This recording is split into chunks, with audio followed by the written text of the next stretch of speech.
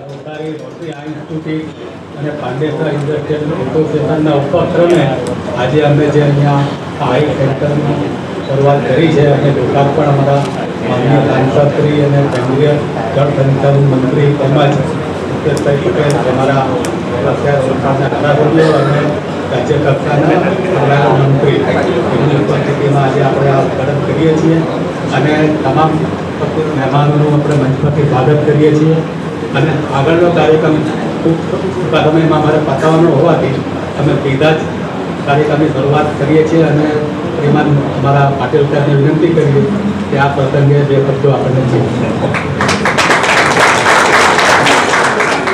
નવસારી દ્વારા આયોજિત પાંડેસરા જીઆઈડીસીના દ્વારા સમર્પિત અને સહયોગથી શરૂ કરવામાં આવેલ આજના આ પ્રયોગને આંખ માટેની હોસ્પિટલ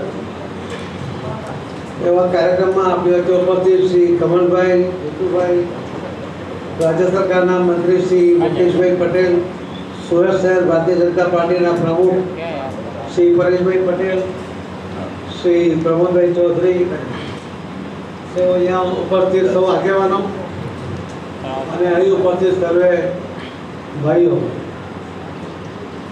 મિત્રો, આંખ માટેની હોસ્પિટલ અને સેવાકીય પ્રવૃત્તિ એક સમય એવો હતો કે ગુજરાત અને મહારાષ્ટ્રના લગભગ રોજના ખૂબ મોટા પેશન્ટો એ તે વખતે રોટરી આઈ હોસ્પિટલમાં ડૉક્ટર શોભ હતા ત્યારે આવતા હતા અને ધીમે ધીમે કદાચ એમનું કામ થોડું ઓછું થયું કેમ કે ઘણી બધી પ્રાઇવેટ હોસ્પિટલો પણ આવી અને ત્યાર પછી પણ આજે ફરી ટ્રસ્ટીઓએ કમર કસી છે. નવસારી રોટરી આઈ હોસ્પિટલની અંદર પણ ખૂબ સારું કામ થાય છે, પેશન્ટો પણ ત્યાં ફરી આવતા થયા છે અને આજે આપણે પોતાનો વિસ્તાર વધારીને પાંડેસરા જીઆઈડીસીના ઉદ્યોગકારોના સહયોગ સાથે આજે આપણે સુરત પાંડેસરામાં પણ પ્રાથમિક જે સારવાર છે જે ચકાસણી છે એના માટેનું કામ શરૂ કર્યું છે જે વિના મૂલ્યે આ કામ કરવામાં આવી રહ્યું છે. એના માટે હું સૌ અને પાંડેસરા જીઆઈડીસીના ઉદ્યોગકારોને ખૂબ ખૂબ અભિનંદન પણ આપું છું, એમનો આભાર પણ વ્યક્ત કરું છું કે પાંડેસરા જીઆઈડીસીની અંદર હજારો લેબર કામ કરે છે. કદાચ એમને પોતાના તંદુરસ્તી માટેની એટલી ચિંતા પણ નથી, એટલો સમય પણ નથી અને એટલા પૈસા પણ નથી, એટલી સમજ પણ નથી અને એના કારણે સમય અને સમજ નહીં હોવાને કારણે પણ એ બેદરકાર રહેતો હોય છે. પરંતુ આજે જ્યારે અહીં અમને આ સુવિધા પ્રાપ્ત થાય છે એમાં અમને કોઈ જગ્યાએ દૂર જવાને બદલે પાંડેસરામાં જ એમને આ ચકાસણી થઈ જશે, વિનામૂલ્યે થઈ જશે અને એના કરતાં પ્રાથમિક સ્તરે જ એમને જો કોઈ પણ પ્રકારની આંખની તકલીફ હશે તો એ ધ્યાનમાં આવશે અને એની દવા પણ અહીંયાથી એમને મળી જશે. હું એના માટે રોટરીને ફરીથી અભિનંદન આપું છું. આંખની કેટલું મહત્ત્વ છે કદાચ સૌથી વધારે હું પોતે પણ અનુભવું છું. લોકોને કારણે પગથિયા જવામાં તકલીફ પડતી હોય અને છેલ્લે સુધી ખબર પણ નહીં પડે કે આપણને આ બીમારી છે, એવી આ બીમારીનું પણ ચકાસણી માટે અહીં વ્યવસ્થા કરવામાં આવી છે અને એ સમયસર જો એની ચકાસણી થાય તો વિઝન લાંબો સમય સુધી એને બચાવી શકાય કેમ કે લોકોમાં જે લોસ થાય છે પાછો આવતો નથી, એટલા માટે ખૂબ કેર લેવાની જરૂર હોય છે. તો આવી આ સુંદર વ્યવસ્થા નીચે પણ લગભગ 2000 લોકોને ખૂબ ઓછા પૈસામાં પૂરેપૂરું ઘણું પેટ ભરીને જમી શકાય એટલી વ્યવસ્થા એ પાંડેસરા જીઆઈડીસીએ કરી છે અને ઉપર આ આંખની હોસ્પિટલ આ તો ખૂબ જ સારી વાત છે કે કોઈ જમવા હોય ને ત્યારે પણ એ થોડો સમય કાઢીને પોતાની આંખનો રિપોર્ટ કરાવી શકે છે. તો આવી આ સુવિધા અહીંયા ઊભી કરી છે, એનો લાભ બધા લોકો લે અને જીઆઈડીસીના મિલવાળા પોતે એક દિવસ સમય નક્કી કરે કે 2 કલાક પોતાના કારીગરોને અહીંયા ચકાસણી માટે મોકલે અને જેનાથી એને ખબર આવશે કે એની આંખમાં કોઈ તકલીફ છે કે કેમ. તો એનાથી જે કારીગરો છે, જે લેબરો છે, એમને પણ એમ લાગશે કે અમારા મિલ માલિકો અમારી તંદુરસ્તીનો પણ ખ્યાલ રાખી રહ્યા છે. એના કારણે એક લાગણી ઊભી થશે અને વધુ સારું કામ, એક ક્વોલિટી કામ આપવામાં પણ એનાથી સહાયરૂપ થશે. તો ફરીથી હું આપ સૌને ખૂબ ખૂબ અભિનંદન સાથે આવી સેવાકીય પ્રવૃત્તિઓ સતત કરતા રહો એવી વિનંતી સાથે એક કામ રેન વોટર હાર્વેસ્ટિંગનું પણ હજુ પાંડેસરા તરફથી જોઈએ એવું થયું નથી. અને હવે જો નહીં કરવામાં આવશે તો મંત્રાલયમાંથી બધી નોટિસો આવશે. અને જે દંડની નોટિસો જેને આવી છે ને ખબર છે કે જે તમે પાણી ઉલેચો છો ને એનું જે બિલ આપવામાં આવે છે એમાં કરોડ 2 કરોડ રૂપિયાથી ઓછું બિલ આવતું નથી. એટલે ત્યારે પછી તમે દોડશો એના કરતાં પહેલાં હમણાંથી રેન વોટર હાર્વેસ્ટિંગ કરો.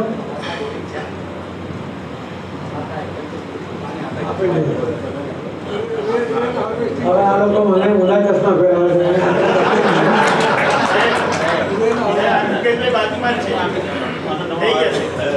તમારી નોટિસમાં તો વાંધો નહીં, અમારી નોટિસ બહુ મોટી પડે.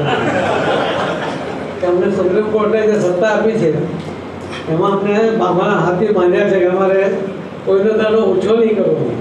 એટલે નોટિસ આપ્યો પછી એટલે તમે જરા સાચવીને રહો. અને રેન વોટર હાર્વેસ્ટિંગથી તમે હમણાં સુધી જે ઉલ્લેખ્યું છે, જે પાપ કર્યું છે એ બધું પાણી તમે નાખો. તમારી પાસે રોડ છે ધરતી માતાનું, એ જમીનમાંથી ઉલેચેલું પાણીને ફરી જમીનમાં વરસાદનો ઉતારો. આજે 32 લાખ સ્ટ્રક્ચર આખા દેશમાં 33 રાજ્યોમાં 611 જિલ્લાઓમાં કરવામાં આવે. આજે પ્રધાનમંત્રી શ્રી મોદી સાહેબે મનરેગામાંથી હમણાં સુધી અમે અમારા મંત્રાલયમાંથી 1 પણ રૂપિયો વાપર્યો નહોતો, પરંતુ આ વખતે અમને લગભગ 88,000 કરોડનો જે કુલ મનરેગાનું ફંડ છે, જે ગ્રાન્ટ છે, એમાંથી 30%, 40% અને 65% જે ગ્રાન્ટ આપી છે. ફક્ત 30%ની પણ એવરેજ પકડીએ ને તો 30,000 કરોડ રૂપિયા જેવી માતબર રકમ એ આખા રાજ્યમાં 700 જિલ્લાઓમાં એ ચાલે છે. એના જે ગ્રામીણ મંત્રી છે શ્રી શિવરાજસિંહજી, એમણે માનનીય પ્રધાનમંત્રીજીના નિર્દેશથી એમણે ગઈકાલે જે મંજૂર કરીને એમણે મંજૂરી પત્ર પણ ગઈકાલે કાર્યક્રમમાં એમણે આપ્યો છે. એના દ્વારા તમે કામ કરવાનું જ છે, પરંતુ લોકો પણ કરે. જેમ મોદી સાહેબે સુરતના કાર્યક્રમમાં વર્ચ્યુઅલ ઇન્ડોર સ્ટેડિયમમાં કહ્યું હતું કે કર્મભૂમિથી માતૃભૂમિ માટે કંઈક કરવું જોઈએ. અને ઘણા બધા CSR ફંડમાંથી પણ કરી શકાય, પણ ઘણા બધા જે કરે છે હવે એની પર બી લગામ આવશે કે પોતે જ મિલ માલિક પોતાનું એક ટ્રસ્ટ બનાવી દે ફેમિલીનું, અને એ CSR ફંડ ત્યાં ટ્રાન્સફર કરીને મૂકી રાખે. અને કોઈને બી ઓબ્લેસ કરવાનું આવે ત્યારે કરી દે, અથવા તો એનું ફંડ પછી વધતું જાય. એટલે એમાંથી પણ હવે તમને બધાને મુક્ત થવાનો પ્રયત્ન કરવાના છે. CSRનું ફંડ લોકોના હિત માટે તમારે વાપરવાનું છે, તો એ તમે વાપરો. આ તો કોઈ જગ્યાએ ફસાવો અને પછી કોઈ અધિકારી દબાણ આવે ત્યારે એમ કહો છો કે તમારા વિસ્તારમાં અમે કામ કરી આપીએ. એટલે આ બધા કાવા દાવા મને તો બહુ સારી રીતે ખબર છે, એટલે હવે બધું કામ સરળતાથી કરો. અને આ વિસ્તાર માટે પહેલાં સૌથી સારું કંઈ કામ કરીએ કે જે પાણી આપણે વાપર્યું છે, જે ધરતી માતાનું ઋણ આપણી પર છે, એ ઋણને આપણે પૂરું કરીએ, એના માટે પ્રયત્ન કરીએ એવી આપ સૌને વિનંતી કરું છું. ફરીથી આવા સરસ કાર્યક્રમમાં એક સરસ સુંદર તમે શરૂઆત કરી છે, અને આવા કાર્યક્રમમાં ત્યારે આમંત્રણ આપ્યું ત્યારે ખાસ સમય કાઢીને આજે આવવાનું એવું નક્કી કર્યું હતું. મને આનંદ છે કે આવા કાર્યક્રમમાં મને આવવાનું થયું. અને એક સમય હતો કે રોજ પાંડેસરા આવતા હતા મિલનની ત્યારે, હવે તો કોઈ બોલાવતું જ નથી. તો પ્રમોદ હસ નહીં, આ સૌથી બદમાશ છે. પણ આપણે સાથે મળીને તમારી ઇન્ડસ્ટ્રીની કોઈ પણ મુશ્કેલીઓ તમે તમારી સાથે છે. કોઈ જગ્યાએ તમને ના નથી પાડતા. ઘણી બધી મુશ્કેલીઓ તમને પાસે આવવા નથી દેતા, એટલા માટે તમને એનું મહત્ત્વ નથી. આ તો મારે પેલા કોંગ્રેસ જેવું કરવું પડે કે પહેલાં તમને તકલીફો આપવાની, પછી તમે આવો રજૂઆત કરો ત્યારે કરી આપવાનું કામ. આ ઊંધું નથી કરતા. તમને આવવાની જરૂર નહીં પડે, ટાઈમ પણ તમારો ના બગડે એ પ્રકારની વ્યવસ્થા ભારતીય જનતા પાર્ટીના કાર્યકર્તાઓ કરતા હોય છે. અને એના જ કારણે ઇન્ડસ્ટ્રીને આજે સરળતાથી કામ કરીએ છીએ. એમને કોઈ પ્રકારનો ડર નથી. જે પોલ્યુશન કંટ્રોલ બોર્ડના લોકો સેમ્પલ લેવા આવતા ને ત્યારે મને ખબર છે કે મિલ માલિકો જો પોતાનું એનું પાણી આપે ને આપણા બોટલમાંથી હિમાલયનું, તો પણ એનું સેમ્પલ ના આવે.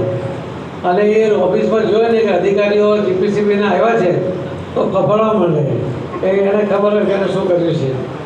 પણ હવે મુકેશભાઈ આવ્યા પછી મને લાગે છે કે તમને કદાચ 2 વર્ષમાં ક્યારેય જરૂર જ નથી પડી. 3 વર્ષ એમ 3 વર્ષમાં પહેલું 1 વર્ષ એમ 4 વર્ષ છેલ્લા તમારે ત્યાં બિનજરૂરી નોટિસ નહીં આપી એવો પણ નિર્ણય સરકારે કર્યો.